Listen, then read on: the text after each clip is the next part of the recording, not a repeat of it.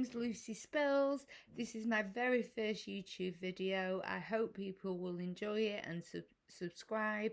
I will be talking mainly about the royals, but I will be talking about a bit of pop culture, about a bit of influencers that exploit, and also a little bit of true crime maybe in there, so a bit convoluted. But today I'm talking about Harry and Meghan and their new ventures. Ooh! So we all know what's happened in the last 4 years. We all know they left to be full-time working royals in 2020. Gave the Queen 10 minutes notice and went off and said they were going to live in Canada. We all knew what was going to happen. We all knew they were going to end up in Hollywood. We all knew that. Meghan wants to, she's 42. I don't know why she keeps lying about her age. 42 is absolutely fine. It's not old, you know. So, and she's beautiful. So, I don't know why she keeps lying about her age.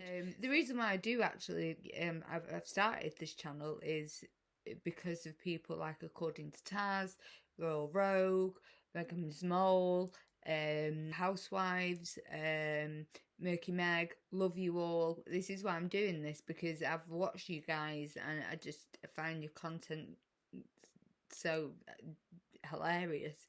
So anyway, back to these ventures. So we all know what's happened in the last 4 years, and they did the Oprah interview. So anyway, what did anyone catch when Meghan said there was a few people, there was a few conversations about her child that I don't think she was even pregnant at the time, about the skin colour.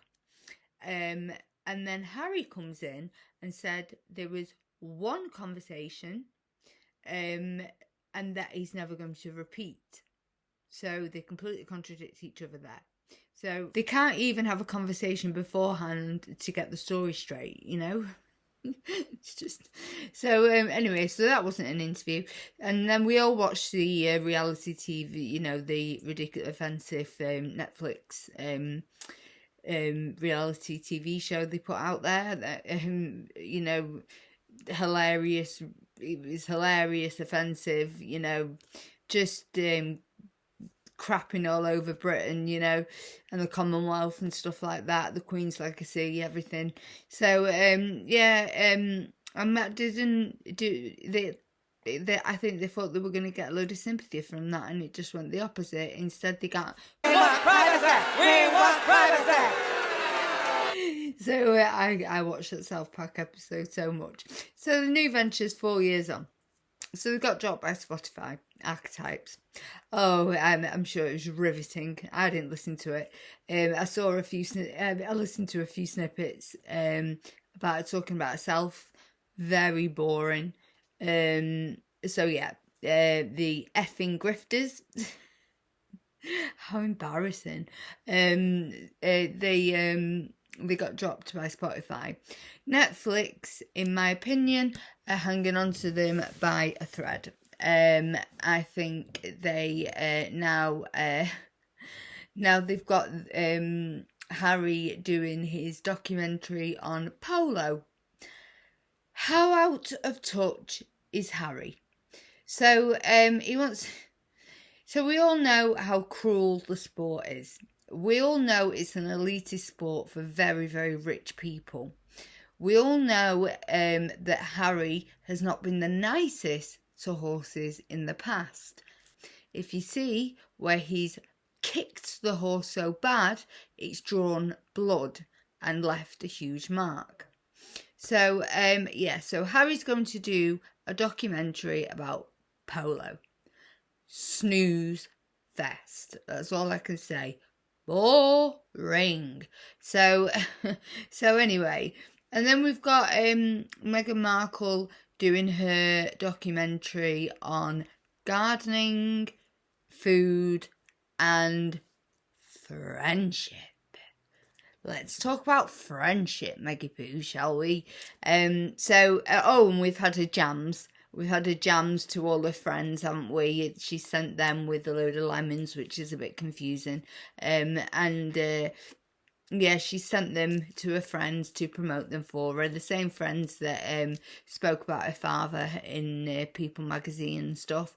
And isn't it funny that Jeff Rayner, the very person that did the pap strolls with Thomas Markle, Jeff Rayner now does pap strolls with Meghan Markle.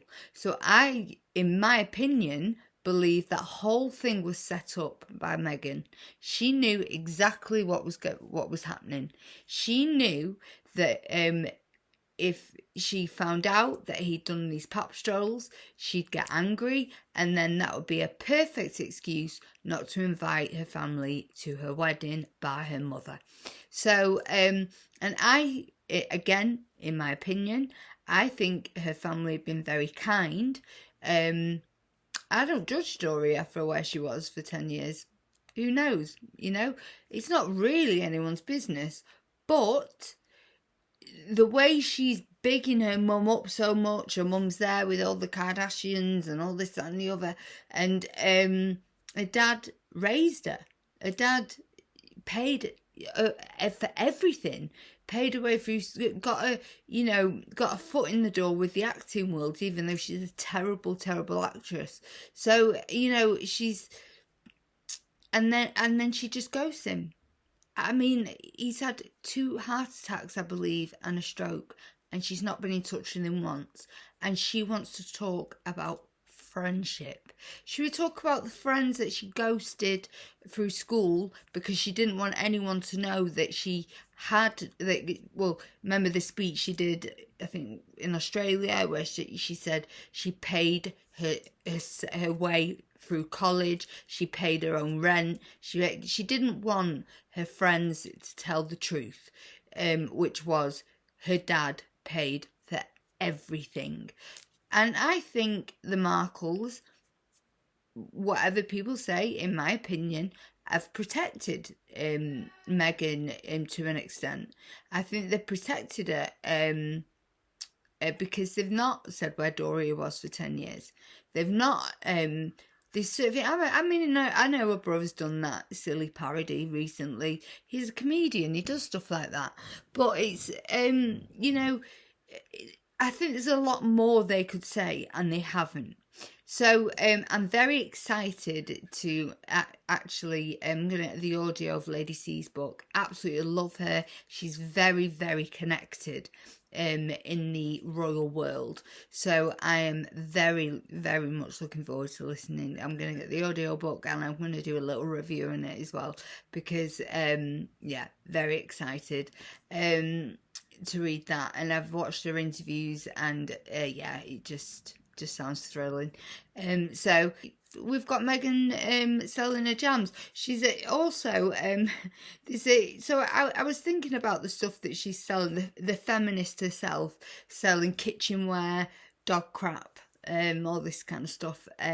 She's selling it all for like olive oil or whatever for about £10,000 or whatever it is, and she's it's very much like a company in England called Studio, which is a very cheap company that just sells like kitchenware, cheap clothes, all that kind of stuff.